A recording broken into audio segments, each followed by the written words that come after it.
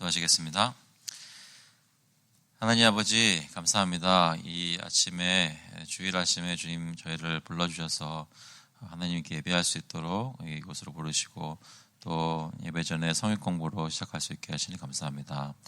주님께서 저희 성령님의 지혜를 주셔서 주님 말씀을 잘 깨닫고 특별히 하나님 성례에 대해서 계속 공부하고 있는데 주님의 몸과 피가 어떻게 성찬 가운데 나타나는지 묵상하며 저에게 은혜될 수 있도록 인도하여 주셔서 감사드리면서 예수 그리스도의 이름으로 기도합나이다.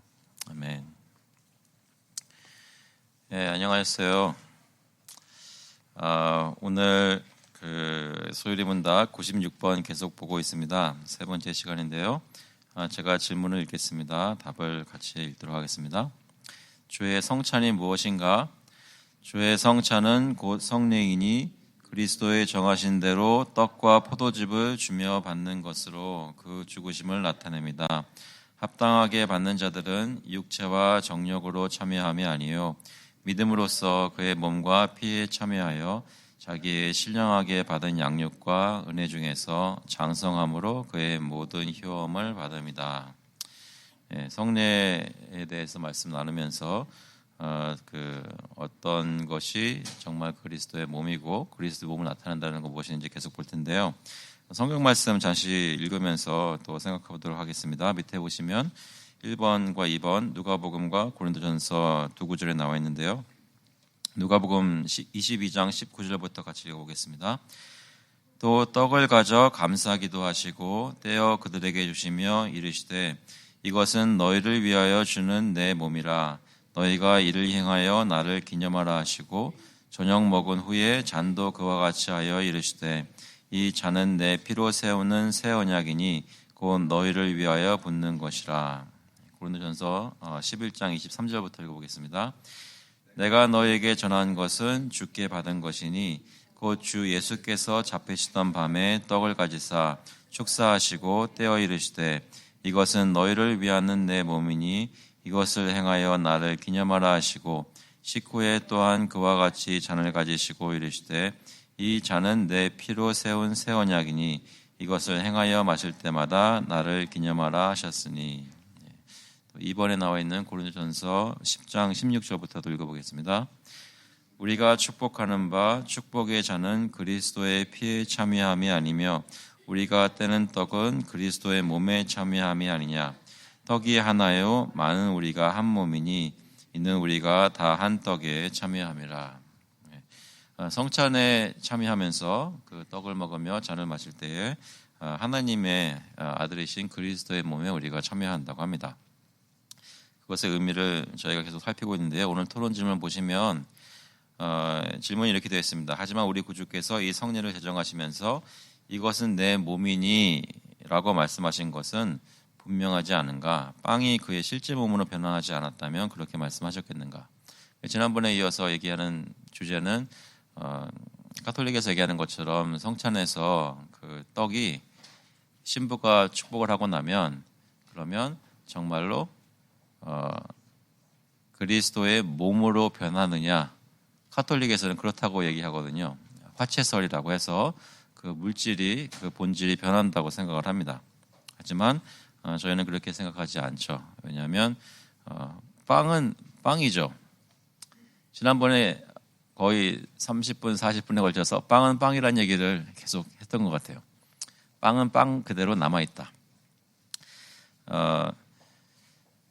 그런데 여기서 계속 그 토론을 하면서 성경에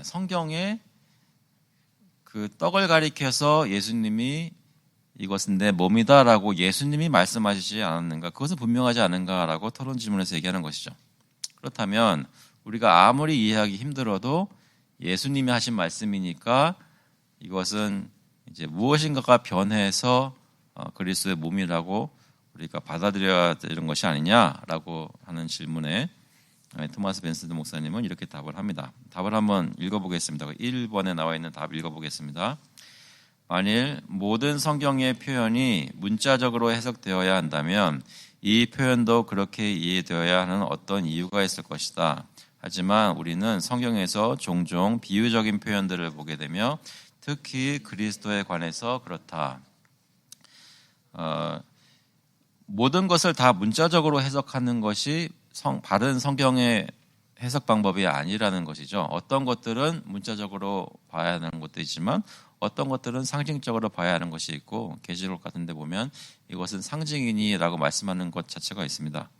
그런데 여기 오늘 보게 되는 구절은 고린도전서 10장에 보시면 이렇게 얘기합니다. 다 같은 신령한 음료를 마셨으니 이는 그들을 따르는 신령한 반석으로부터 마셨음에 그 반석은 곧 그리스도시라. 이것은 광야 생활을 하는 이스라엘 백성과 함께 하셨던 예수님을 얘기하면서 설명하면서 바울 사도가 설명하는 것인데요. 고린도전서에서. 근데 그 표현을 보면 그 반석은 곧 그리스도시라라고 말하는 것을 문자적으로 받아들이게 되면 그리스도가 돌이라는 거잖아요. 물질적으로. 근데 그리스도는 물질적으로 돌이 아니죠. 무엇인가요? 그리스도는 물질적으로 사람이죠. 여러분 손을 한번 만져보시고 몸을 만져보시면 느껴지는 것이 돌이 아니라 육신인 것처럼 그리스도께서도 우리와 똑같은 몸을 입으신 사람이었다는 것입니다. 그렇지만 성경은 그 그리스도를 반석이다라고 얘기를 할 때 그것을 문자적으로 해석할 수는 없다는 것이죠. 그리스도께서 변하셔서 반석이 되셨다. 마치 이스라엘 사람들이 광야에서 다닐 때 그때 함께 따라다녔던 돌이 바로 그리스도셨다. 그리스도께서 화채하셔서 돌로 함께 계셨다. 이렇게 생각할 사람은 없을 거 아니에요. 그렇죠? 마찬가지로 예수님께서 그 성찬의 떡에 대해서 이것은 내 몸이라고 말씀하셨을 때 그 떡이 꼭 예수 그리스도 몸으로 변했어야만 되는 것은 아니란 말이죠. 같은 얘기가 여기 나와 있는데요. 에베소서 2장 20절에도 보시면 너희는 사도들과 선지자들의 터 위에 세우심을 입은 자라 그리스도 예수께서 친히 모퉁이 돌이 되셨느니라. 그렇다고 예수님이 모퉁이 돌로 변하셨다는 것이 아니죠.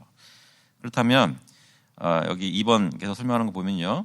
같이 읽어보겠습니다. 그렇다면 예수 그리스도께서 반석이나 돌로 변하셨는가?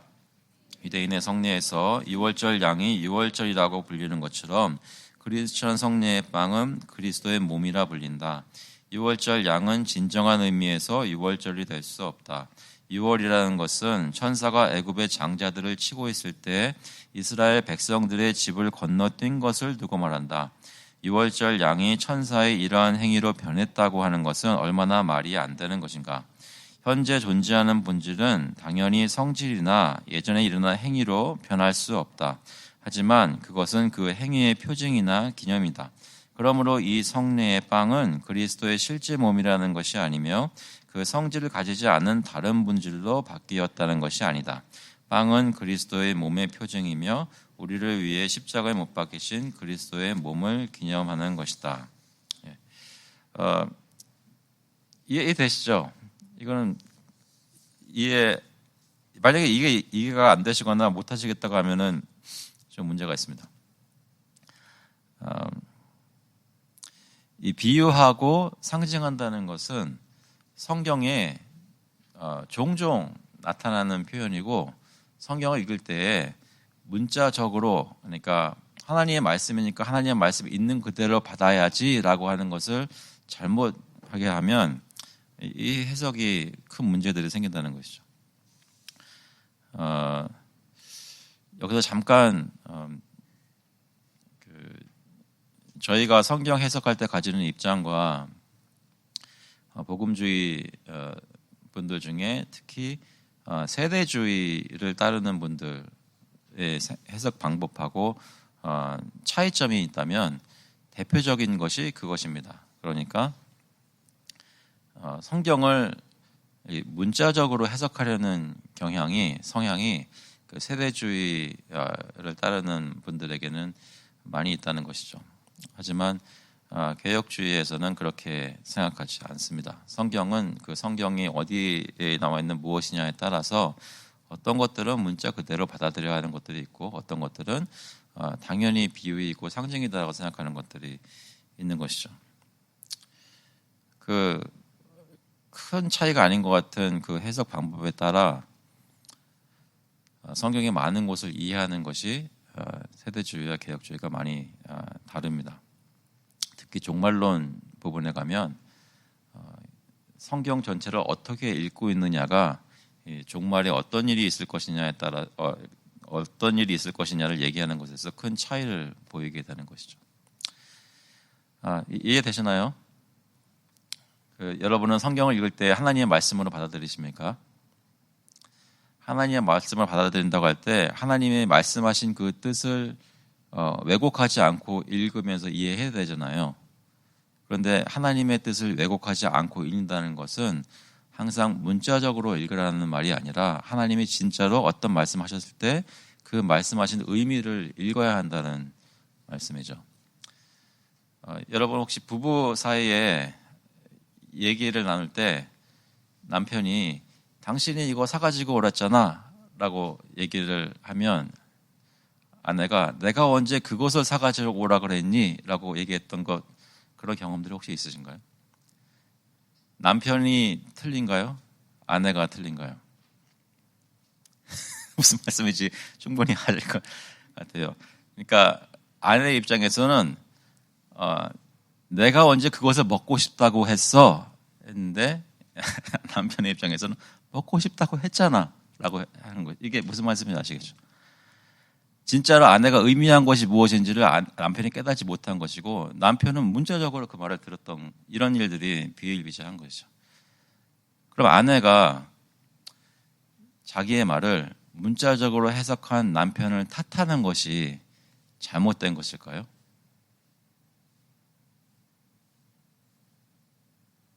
남편이 당신 말한 그대로 했는데 왜 나를 탓하느냐고 오히려 아내를 공격할 수 있을까요?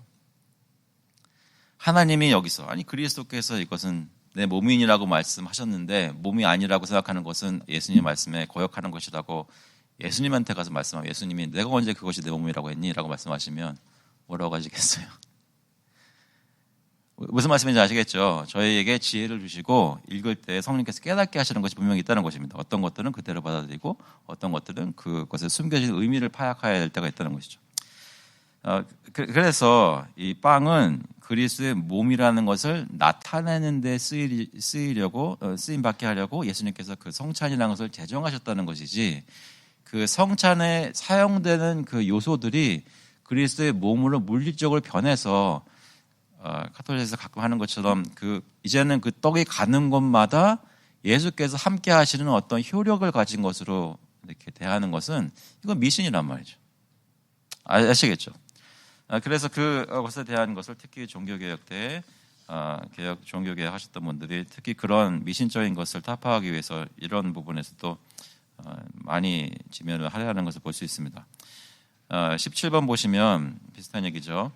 하지만 하나님께서 그의 무한한 능력으로 빵을 그리스도의 실제 몸으로 바꾸실 수 있지 않은가? 그가 그렇게 하실 수 있다면 그리스도께서 이것은 내 몸이니라고 말씀하셨을 때 하나님이 실제로 그렇게 하신다고 왜 믿지 않을 수 있는가? 하나님은 무한한 능력으로 그 빵을 그리스도의 실제 몸으로 바꾸실 수 있을까요? 못하시는 게 어디 있겠어요, 그죠? 그런데 지난번에도 이것에 대해서 얘기 나누면서 어떻게 그리스도가 진짜 그 떡이 그리스도의 몸으로 바뀌었다면 그리스도의 몸이 여러 군데 있게 되면서 좀 말도 안 되는 결과들이 논리적으로 나타나게 되는 것을 살폈었는데요. 여기서 보시면 이 답을 같이 한번 읽어보겠습니다. 하나님은 그의 무한한 능력으로 인해 진정한 능력이 할 수 있는 모든 것을 하실 수 있지만 우리가 안전히 말할 수 있는 것은 하나님은 불완전한 것이나 부족한 것을 의미하는 것은 어떤 것도 하실 수 없으시다는 것이다.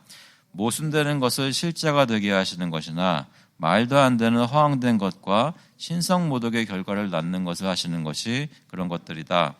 성례의 빵을 그 성질을 바꿈이 없이 그리스도의 실제 몸으로 변하게 하는 것은 그런 일을 하는 것이다. 어떤 것들이 왜 신성 모독인지 말도 안 되는 허황된 것인지 지난번 성경 공부 때 자세하게 많이 얘기를 했습니다. 하나님이 하실 수 있지 않은가? 능력적으로 하실 수 있을지 몰라도 하나님의 성품에 비춰보자면 하나님은 그런 일을 하실 수 없으시다는 것이죠. 마치 하나님은 거짓말을 하실 수 있으신가 없으신가? 없으시다고 저희가 고백해야 되는 것처럼 이것도 자신의 영광을 가리고 이 떡을 그리스도의 몸으로 바꾸어서 신성모독적인 결과를 낳게 하는 그런 일들은 하나님께서 하실 수 없고 하시지도 않으신다는 것이죠. 그래서 그 떡은 떡 그대로 남아있고 그 떡은 그리스도임을 상징하는 기념하는 것으로 저희가 받아들여야 한다는 것입니다. 혹시 질문 있으신가요? 그래서 그것을 그렇게 생각하면서 18번 보시면 이 성례의 빵과 포도주는 어떻게 그리스도의 몸과 피를 나타내는가 답을 같이 한번 읽어보겠습니다. 이 성례의 빵과 포도주는 그리스도의 몸과 피를 나타내는데 빵과 포도주가 몸에 영양을 공급하고 힘을 주고 생기를 되찾게 하며 자연적인 욕구를 충족시키는 것처럼 이 성례에서 받아지는 그리스도의 몸과 피는 영혼의 영양을 공급하고 힘을 주고 생기를 되찾게 하며 영적 욕구를 충족시킨다. 그래서 만찬이라고 부르는 이유는 그리스도 앞에서 주의 만찬, 주께서 제정하신 만찬에 참여할 때 무엇인가 그 먹는 사람으로 하여금 회복되게 하는 것이 있다는 거죠. 여러분 배고프실 때 피로해가지고 집에 와서 막 표현이 뭐죠? 백가족이 등가족이 달라붙을 때 그때 음식을 먹으면 살겠다라고 느끼시는 것처럼 성찬이라는 것에 참여하면서 믿음으로 그 떡을 들고 잔을 마실 때 육신적으로가 아니라 영적으로 회복되고 양분을 공급받는 것이 있다는 것이죠. 만찬이라고 지난번에 얘기했던 것 같아요. 만찬이라고 하는데 왜 조그만 빵 쪼가리에 조그만 잔에 마시는가? 좀 풍성하게 하면 안 되는가? 그런 질문이 있다면 어떻게 대답하시겠어요? 좀 큰 덩어리를 갖다 놓을까요?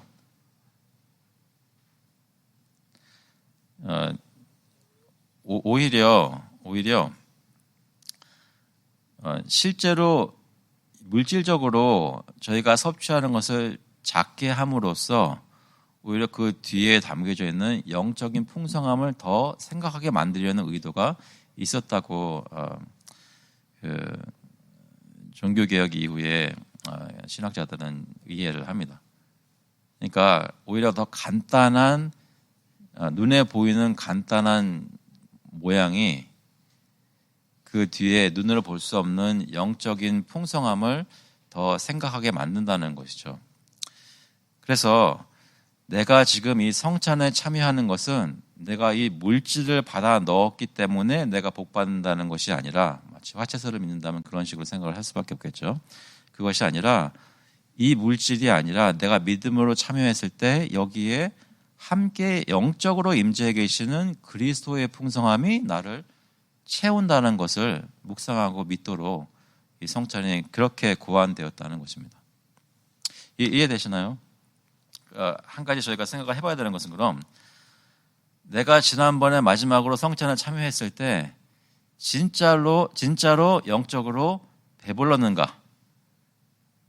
그 성찬에 참여함으로 해서 내가 생기를 되찾았는가?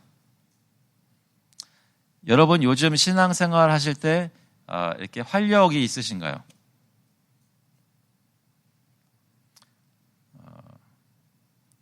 매일매일 신앙생활 하면서 예수 믿는 것 때문에 마음속에 기쁨이 있고 영적으로 충만하다고 얘기할 수 있나요? 그 반대는 뭘까요? 영적으로 충만하지 않고 힘이 없는 모습. 육신이 힘이 없으면 어떤 모습인가요? 육신이 힘이 없는 모습을 얘기하자면 어떤 것이 육신이 힘이 없는 모습일까요? 자꾸만 저만 쳐다보고 계시는지 알 수가 없는데 말씀을 하셔야죠. 기운이 없고 혈색이 안 좋고 피곤하고 예? 어떻게요? 누워만 있고 말을 하는데 목소리가 작고 목소리 작은 것에 대해서 제가 할 말이 없죠. 힘이 없는 것이 그걸 느낄 수 있잖아요. 영적으로 활력이 없는 것은 어떻게 느낄 수 있을까요? 예배 드릴 때 조용히만 있으면 활력이 없는 것인가요? 매사가 부정적이고 또 무기력하고 그러니까 하나님의 것을 얘기할 때 주님을 찾을 때 무기력하고 감사가 없고 은혜도 어떨 때는 그냥 나의 모습 그냥 누가 카메라로 찍듯이 쭉 얘기하면은 그게 그 모습입니다 라고 할 그런 날도 있을지 모르겠어요. 그럼 그 반대는 뭘까요? 근데 그런 몸으로 그런 영적인 상태로 주일날 예배 나왔는데 그날 마침 성찬이 있어서 성찬에 참여하게 됐어요. 그래서 여기서 말하는 영적 양분을 충분히 공급받았어요. 그러면 어떤 모습일까요? 힘이 어떤 식으로 영적으로 힘이 넘치는 건 어떤 모습일까요? 감사함도 있고 기쁨이 넘치고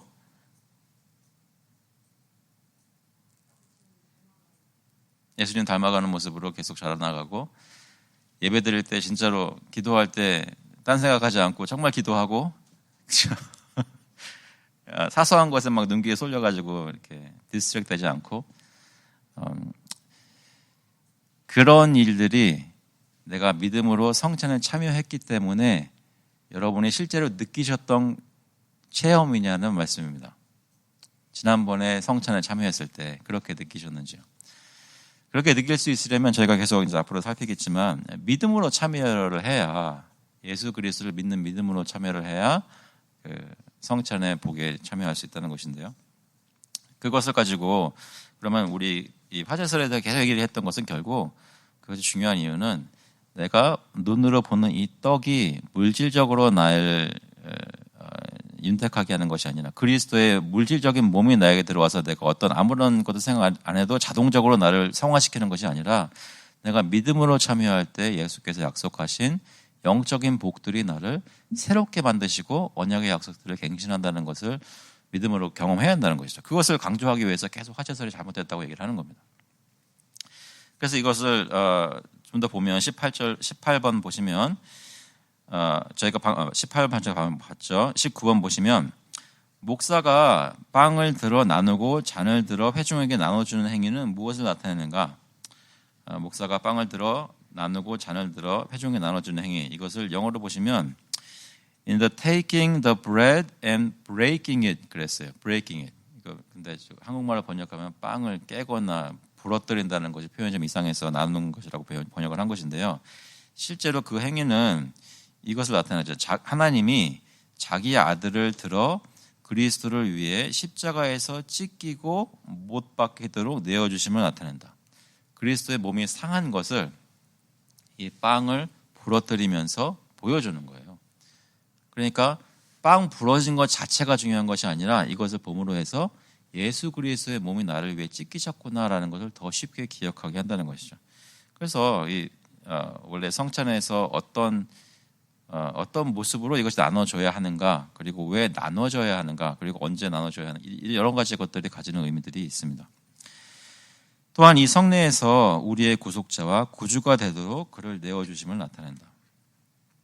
한번 상상해 보시면 성찬에 다 성도님들 앉아 계신데 이제 목사가 앞에서 기도하고 축사하면서 그걸 떼어 주었어요. 그럴 때 이것을 여기 앉아 있는 모든 정교인들이, 수찬 교인들이 하나도 남기지 않고 한 사람도 빠짐없이 다 이것에 참여해요. 그 얘기는 이 그리스도의 몸을 기억하게 하는 것을 우리가 다 같이 나누어서 먹음으로 우리가 다 함께 그리스도의 몸의 한 몸이 되었다라는 것을 믿고 기억할 수 있도록 하는 것입니다. 그래서 그리스도와 한 몸이 되는 것은 이제는 우리가 우리 죄 가운데 거하는 것이 아니라 예수님이 우리의 구속자가 되시고 주님이 되셨다, 구주가 되셨다라는 것을 마음으로 믿고 하나님께 고백하는 것이죠.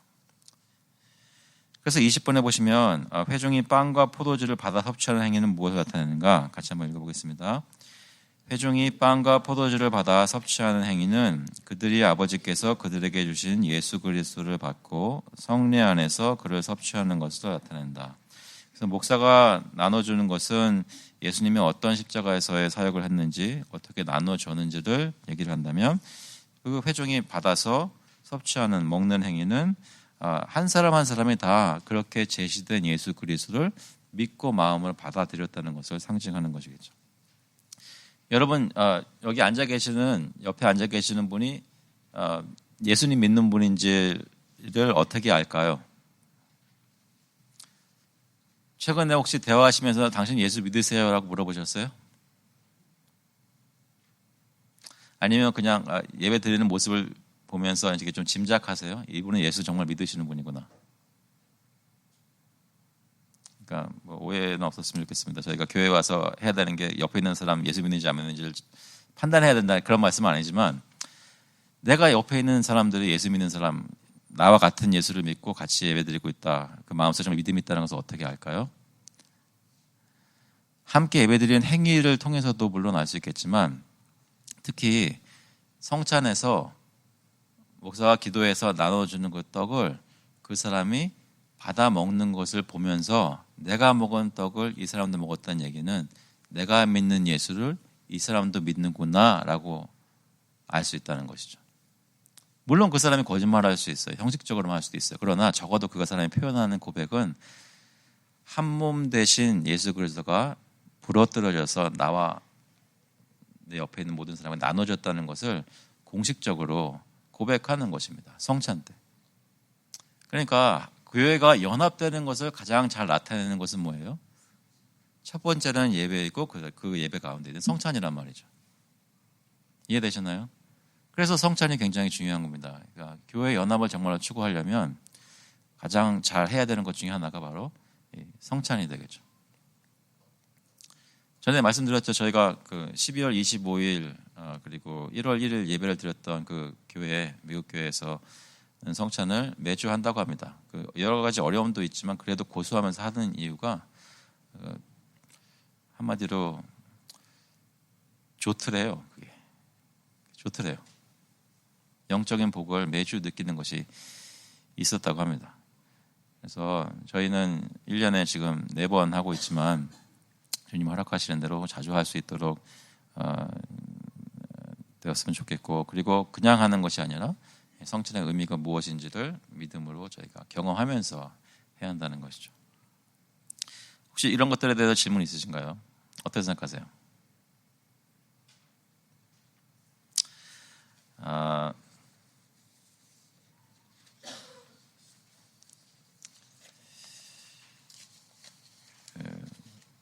말씀만 드리고 마치겠습니다.